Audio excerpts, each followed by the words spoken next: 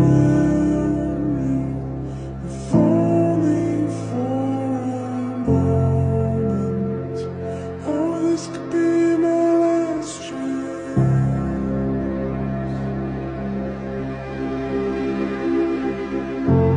Sail on with me, up here we know we're safe from the crashing wind.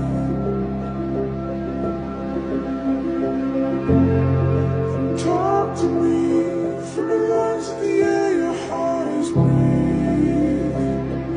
If only for a moment. When I went to law school, my plan was to be highly paid divorce lawyer. I had gone through a divorce that was handled unfairly, and I wanted justice.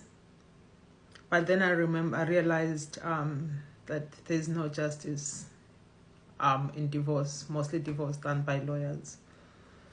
And I decided to take family law mediation.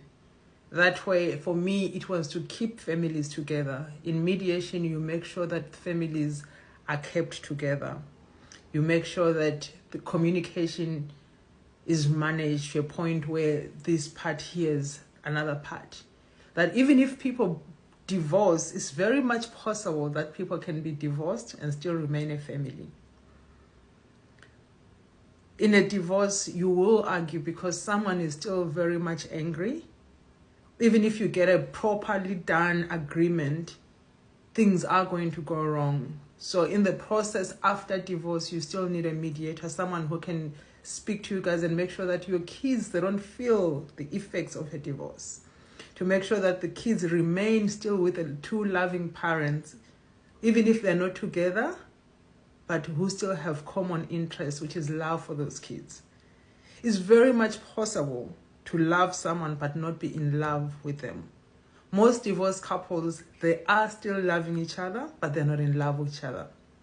Most broken families, they still love each other, but they're not in love. Because love, to be in love is something that most people, they don't control. They just fall off.